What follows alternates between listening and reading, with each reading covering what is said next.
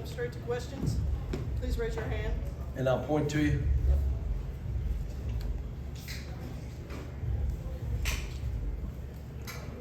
Now, you guys have really been kind of in control of most of these games at some point or throughout, and then you've talked about it, kind of let the other team come back.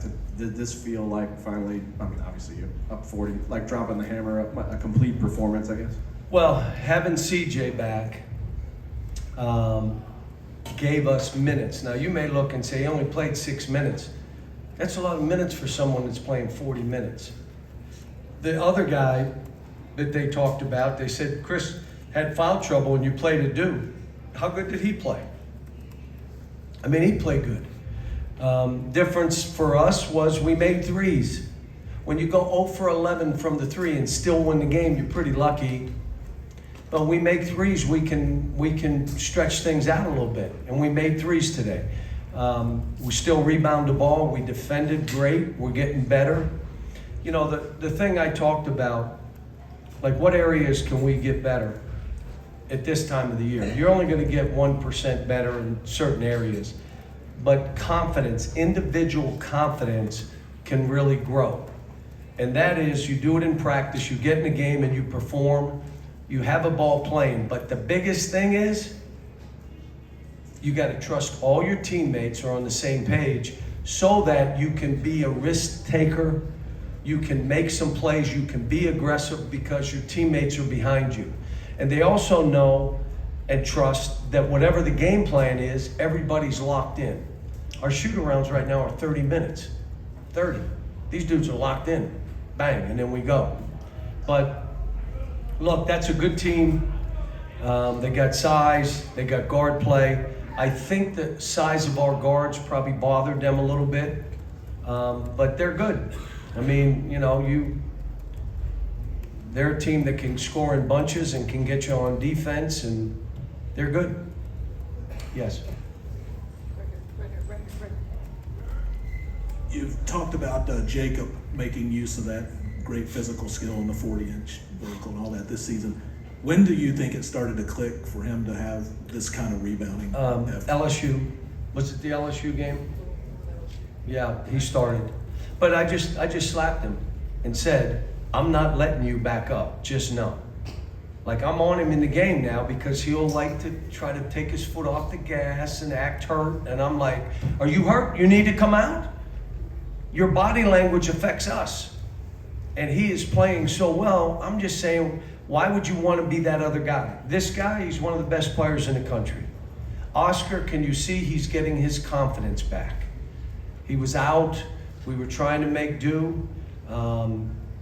Kaysen's getting better and better. Still has 1 or 2 screw-ups, but I'm fine with it because he does so many other things. Yes. John, how close do you feel all of your guys are on the confidence level and the whole trusting each other? How close are you? We're on that rise. And at this time of the year, you're trying to have them empowered. They're calling plays in huddles now. Kaysen saying, why don't we do this? Boom. The minute they say that to me, I go, let's do it. Because it's off my plate and now it's on their plate to make it work. And I want that. And defensively, the same.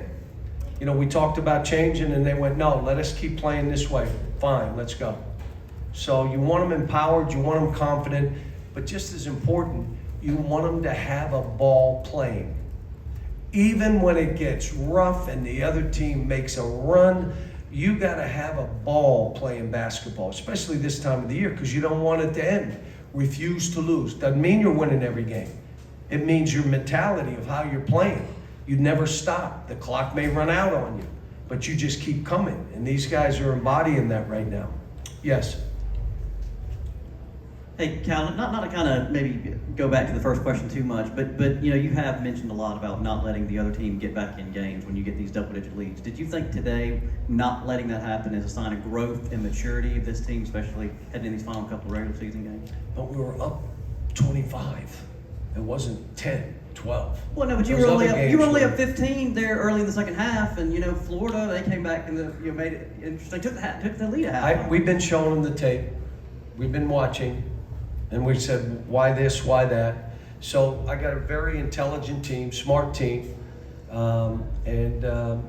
You know, they're getting it, but you got to be confident. You know what you got to make? Free throws. You know what you got to make? An open shot. That's a dagger. You know what you got to get? A tough rebound and throw it ahead and make that three. That's a dagger. And we kept running today. I mean, we didn't stop. We wanted this game to be fast. It's how we play. Offensively, you know, I can't imagine we're not in the top 10 in the country offensively, how we're playing. And they're getting it. Yes. Coach, you talked about hitting shots, hitting threes. Antonio hit so many of those today and seemed to really get going. But it was just 4 or 5 games ago. You mentioned there was a game you couldn't play because of the way he was playing on defense. And It it was seemed Florida. like he What showed happened up in the today. Florida game? He got beat how? Backdoors. For layups. You know what he didn't do against Florida the second time? He did not get beat backdoor. And he looked at me and I looked at him and we just both smiled. Like they were trying. And that's what I'm talking about. Confidence defensively. You think that I'm talking about just shooting the ball and just let it go.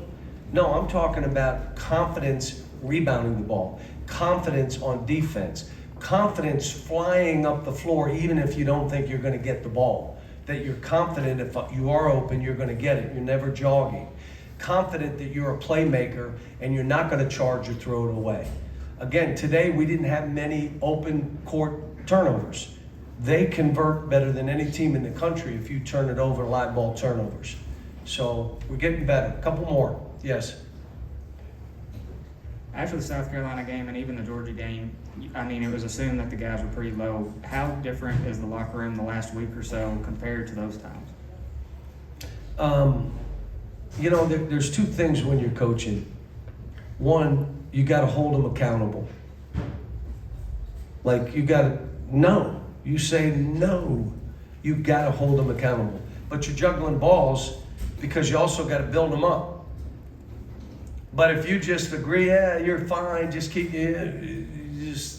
so you got to hold them accountable, challenge them, get them to think in terms of getting better. And the whole thing, though, all we talked about is winning today, winning today's practice. We gave out awards every practice. We just stayed in the moment. They just told, I know we play Vanderbilt because they just told me next. I don't know who we're playing next. Now I know Vandy. That's all I know, and that's what I'm focused on. So trying to get those guys to stay in the moment. And then the other thing is, you know, what anybody is saying, you don't have to read it, look at it. I said it. People tried to talk us out of the NCAA tournament. They tried. They're out, they're done, they're awful, they're this. They can't. You play yourself in or play yourself out. And it's really never over when you have a tournament that has an automatic bid. So everybody in our league still has a chance to get in. But I just kept convincing them you can't, what they say has no effect on what we're about to do. And again, I always say, is it their opinion or their hope? They giving you their opinion or their hope? Kind of know what it is, but go ahead, last one. The spike you've had in offensive rebounding, how much of offensive rebounding is just pure effort versus everything? It is, it's angles, it's wedging. How about this? There's things that are rated every game. 1, sprints. You get graded an A, B, C, D, or F. Every time the ball changes, defense to offense, you sprinting. We also grade offensive and defensive rebound attempts. Who do you think's the highest on our team? Oscar. Who is the second highest on our team? Chris. Wow. Because he attempts so much, he gets a chance to rebound. We also grade weak side defense. So when the game ends, they are graded on every possession they're in, again, to hold them accountable. And, they're really listening and following game plans. We're not breaking down, and especially defensively, where it was ugly for a while. We're just, we're getting better. And I'm happy for these guys. And you know what else? I'm just so happy for our fans that we're promoting and pushing. And I mean, that building was packed. You don't think that has an impact on the game? It absolutely does have an impact on the game. And so now we go to Florida. What do you think they're yelling at the end of the game? Go Big Blue, louder than their fans, and it's our fans on the road. And I'm just happy for the fans who were so patient and were so supportive. I mean, and I'm saying this to everybody, you can stop sending me letters now and cards. I got a stack of them. You know, everybody, I'm fine. I'm good. I mean, it's none of it. I say it, I got bazooka holes in my body. You think a bullet or an arrow, it doesn't hit skin. I'm just trying to worry about them. And if I felt bad, you asked me about Georgia and South Carolina, and I felt awful after those games. My first thought is, if I feel this way, how do my players feel? And then I got to go back and get out of my own self's way and say, let me be about them. And but they're coming together. They trust each other. Now we got another tough game. I mean, Vandy's playing as well as anybody in our league. They are. So we'll have another tough game to play, and hopefully we have the same kind of crowd. When is the game? 7 p.m. Wednesday. Wednesday at 7? Yep. Senior night. See, one more. Let me go do radio, folks. Thank you.